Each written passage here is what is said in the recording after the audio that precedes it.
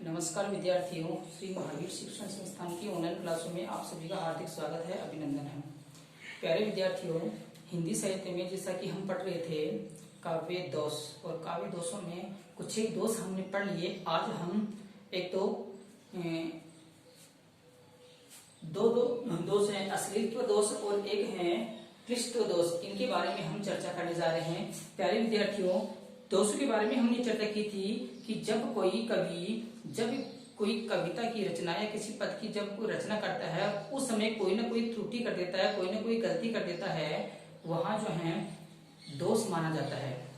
अब दोष भी मैंने आपको जो है 4 प्रकार के बताए थे: शब्द दोष, अर्थ दोष, वाक्य दोष और रस दोष। हम पढ़ रहे थे शब्द दोष। हम कौन सा दोष पढ़ रहे थे? शब्द दोष। शब्द दोष में कुछ एक दोष हमने पढ़ लिए। आज हम 2 दोषों की जो है चर्चा करेंगे। सबसे पहले हम बात करते हैं अश्लीलत्व दोष। अश्लीलत्व दोष देखो कहाँ होता है कि साहित्य में जहाँ कहीं भी कोई लज्जा सूचक कोई शब्द होता है, या जो है हम यूं कहें कि जो है घृणा सूचक अगर कोई शब्द होता है ना, वहां पर जो है अश्लीलत्व दोष माना जाता है। देखो अश्लीलत्व दोष कहाँ होता है? अश्लीलत्व जिसमें अश्लीलता होती है, या हम यूं कहें कि जब कविता में अभद्रता सूचक असाहित्यिक अर्थात जो साहित्य में काम में नहीं लिया जाता है, या हम यूं कहें लज्जाजनक या लज्जा सूचक शब्दों का प्रयोग होता है। साहित्य में जहां कहीं भी अभद्रता सूचक असाहित्यिक या लज्जाजनक शब्दों का प्रयोग होता है, तो कविता में भद्दापन उत्पन्न हो जाता है। क्या उत्पन्न हो जाता है? भद्दापन उत्पन्न हो जाता है। और उसके पढ़ने से घृणा का भाव उत्पन्न होता है। कौन सा भाव उत्पन्न होता है? घृणा का भाव उत्पन्न होता है। तो वहां ऐसी स्थिति में अश्लीलत्व दोष माना जाता है। कौन सा दोष माना जाता है? अश्लीलत्व दोष होता है। उदाहरण की अगर हम बात करें तो देखो, पहला उदाहरण है लगे थूक कर चाटने इतनी जल्दी आप। तो यहाँ पर ये जो है थूक कर चाटना, ये लज्जा सूचक शब्द है, या हम यूं कहें अभद्रता सूचक है। असाहित्यिक भाषा शैली का यहाँ पर प्रयोग किया गया है, या असाहित्यिक शब्द का जो है यहाँ पर प्रयोग किया गया है। ये भाषा जो है शोभित नहीं है। यहाँ पर अश्लीलत्व जो है प्रकट हो रहा है, या हम यूं कहें कि यहाँ पर घृणा उत्पन्न हो रही है।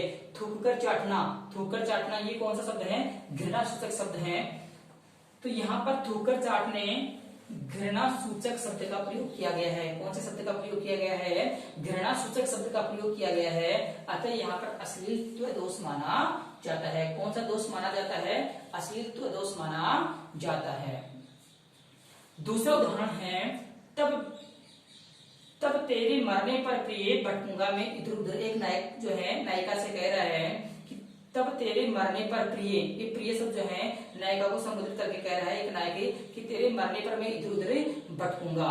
तो यहाँ पर ये जो मरने जो शब्द है, ये भी जो है असाहित्यिक शब्द है, या हम यूं कहें अभद्रता सूचक शब्द है।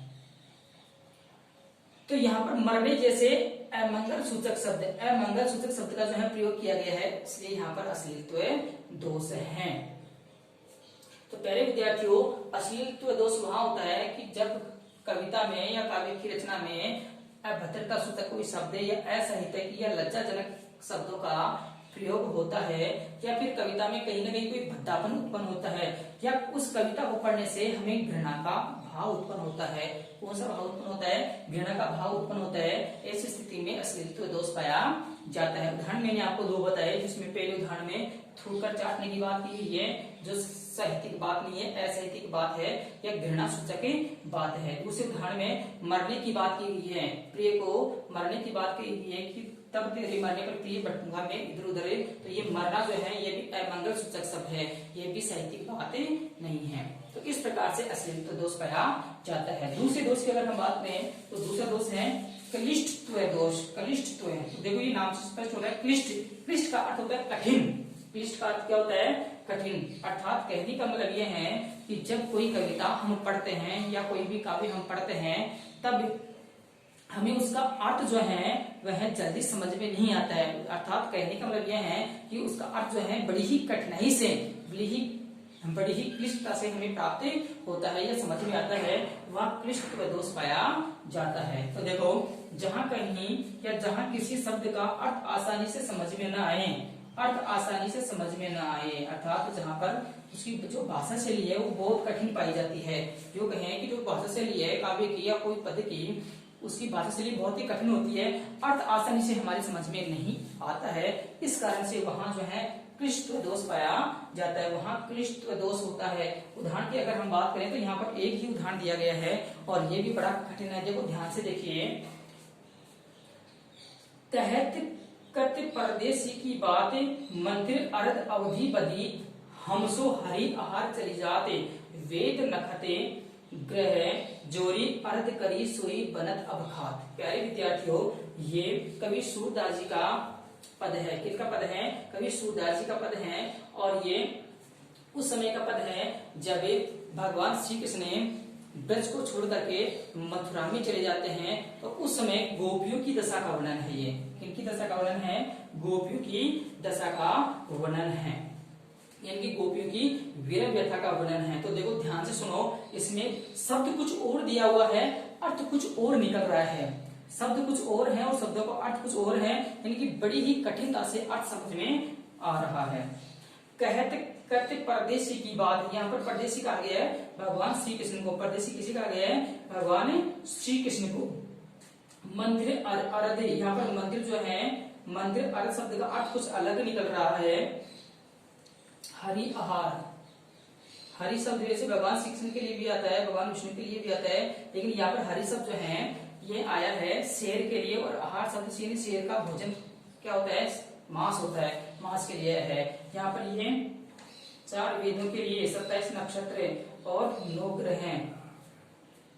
इस प्रकार से देखो यहाँ पर अर्थ भी देखो स्पष्ट किया गया है कि इसमें गोपियों की विरह दशा का वर्णन है। गोपियों की विरह दशा का वर्णन है। गोपियां कहती है, क्या कहती है? कि उस परदेसी श्री कृष्ण की बात मत पूछो। कहत कत परदेसी की बात, कि उस परदेसी श्री कृष्ण की बात आप क्या पूछते हो? आप उनके बारे में मत पूछो। कि जब वो यहाँ से गए थे मंदिर अर्ध, मंदिर अर्ध का अर्थ होता है 15 दिन, अर्थात वह हमसे मंदिर अर्ध, मंदिर अर्ध, मंदिर अर्ध का अर्थ देखो यहाँ क्या हुआ? एक पक्ष, महीने का एक पक्ष। देखो एक महीने में 2 पक्ष होते हैं, एक शुक्ल पक्ष और एक कृष्ण पक्ष। तो एक पक्ष यानी 15 दिन में लौटकर आने की बात कहकर गए थे। भगवान श्री कृष्ण जब यहाँ से गए थे, जब ब्रज से मथुरा गए थे, तब 15 दिन में वापस आने की बात कहकर गए थे। मंदिर अर्ध, मंदिर अर्ध का अर्थ होता है कि 15 दिन, अर्थात एक पक्ष, अर्थात आधा महीना। अवधि, अवधि का अर्थ होता है समय, अर्थात 15 दिन के लिए जो है हमसे कहकर गए थे, हमसे कहकर के गए थे। लेकिन हरि आहार चली जाते, परंतु अब तो हरि आहार, हरि आहार सिंह का भोजन, हरि आहार काट क्या होता है? सिंह का भोजन क्या होता है? मांस। हरि आहार चली जाते, अर्थात हरि आहार का अर्थ क्या होता है? हरि यानी शेर और आहार यानी भोजन। हरि का अर्थात शेर का भोजन, शेर का भोजन। और शेर का भोजन जिसे क्या बोलते हैं? मांस बोलते हैं। लेकिन देखो यहाँ पर अर्थ कुछ और भी निकल रहा है। सिंह का भोजन मांस, अर्थात 1 महीना बीतने वाला है। यहाँ पर ये जो मांस है ये महीने के लिए आया है।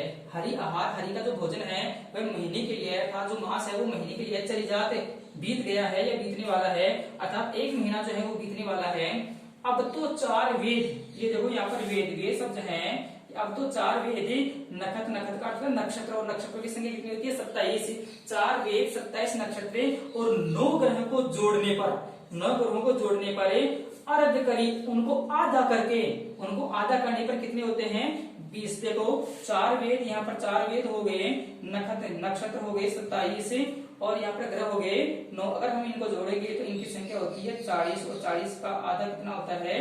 20। देखो यहाँ पर लिखा हुआ भी है कि अब तो 4 वेद, अब तो 4 वेद, 27 नक्षत्र तथा 9 ग्रह को जोड़कर उसका आधा करके, अर्थात 4 + 27 + 9 इनको जोड़ेंगे तो संख्या कितनी होगी? 40। और इनको अगर आधा करेंगे तो संख्या कितनी आ जाएगी? 20। अर्थात जो संख्या बनेगी, जो बनेगा जोड़ने पर, अर्थात उसका आधा करके जो बनेगा वही हम खा लेंगे, अर्थात 20। 20 यहाँ पर संख्या है, लेकिन यहाँ पर 20 का अर्थ किससे लिया गया है? विष से। 20 का अर्थ किससे लिया गया है? विष से। और विष का अर्थ क्या होता है? जहर होता है। विष का अर्थ क्या होता है? जहर होता है, यानी कि जो बनेगा वही हम खा लेंगे। 20 का अर्थ, 20 का अर्थ विष, विष का मतलब जहर लिया गया है। कहने का मतलब यह है कि यहाँ पर शब्द कुछ और है और अर्थ कुछ अलग ही निकल रहा है। बड़ी ही कठिनाई से हमें इसका अर्थ मालूम हो रहा है। अर्थ ग्रहण में कठिनाई होने के कारण इस पद में क्लिष्टत्व दोष है। कौन सा दोष है? क्लिष्टत्व दोष। तो प्यारे विद्यार्थियों, आपके ये क्लिष्टत्व दोष है समझ में आ गया होगा। क्लिष्ट शब्द का अर्थ होता है बहुत ही कठिन। क्लिष्ट शब्द का अर्थ क्या होता है? कठिन। कि जहां किसी शब्द का अर्थ आसानी से समझ में नहीं आए वहां क्लिष्ट दोष होता है। एक उदाहरण के माध्यम से मैंने यहाँ आपको समझाने का प्रयास किया है कि गोपियां जो हैं ये कह रही है, क्या कह रही है कि कहत तक परदेसी की बात, कि आप उस परदेसी की बात हमसे मत पूछो।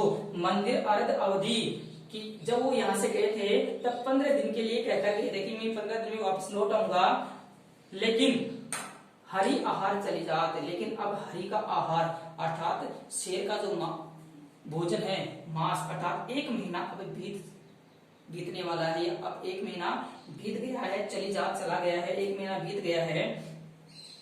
मंदिर अर्ध अवधि, मंदिर अर्ध का अर्थ होता है 15 दिन। कितने दिन? 15 दिन। या हम यूं कहें कि आधा महीना जो है बीत गया है, आधा महीना बीत गया है। और उन्होंने क्या कहा था कि मैं 15 दिन में लौट आऊंगा, लेकिन अब 1 महीना बीत गया है। लेकिन 4 वेद, 27 नक्षत्र और 9 ग्रह, इनको जोड़ करके और उनको अर्ध करी का मतलब आधा करके जो बनता है बनत अब खात, वो अब हम खा लेंगे। अर्थात इन सबको जोड़ते हैं, 4 वेद, 27 नक्षत्र, 9 ग्रह को जोड़ते हैं तो इनकी संख्या 40 होती है। और 40 का अगर हम आधा करते हैं तो क्या होता है? 20 होता है। और 20 का अर्थ यहाँ पर विष से लिया गया है। और विष का अर्थ क्या होता है? जहर होता है। प्यारे विद्यार्थियों, विष का अर्थ क्या होता है? जहर। तो वह कह रही है कि अगर भगवान श्री कृष्ण नहीं आएंगे तो 4 वेद, 27 नक्षत्र और 9 ग्रहों को जोड़ करके जो भी आधा बनता है अर्थात 20 बनता है, तो हम वो खा करके जो है अपनी लीला जो है समाप्त कर लेंगे, या अब हम इस दुनिया से चले जाएंगे। कहने का मतलब यह है कि अब हम क्या खा लेंगे? विष खा लेंगे, अर्थात हम अब विष का सेवन कर लेंगे। तो इस प्रकार से शब्द कुछ और है, अर्थ कुछ और जो है निकल रहा है। तो प्यारे विद्यार्थियों, यहाँ पर जो अर्थ है बड़ी ही कठिनाई से समझ में आ रहा है, कुछ समझ में नहीं आ रहा है। कहने का मतलब यह है अर्थ तो है इसका, लेकिन अर्थ जो है बड़ी ही कठिनाई से समझ में आ रहा है। इस कारण से यहाँ पर क्लिष्ट दोष पाया गया है। तो प्यारे विद्यार्थियों, ये 2 दोष आपके आसानी से जो है समझ में आ गए होंगे। हम आगे की वीडियो में जो है बाकी के दोषों की चर्चा करेंगे। आप वीडियो को लाइक कीजिए, चैनल को सब्सक्राइब कीजिए। धन्यवाद।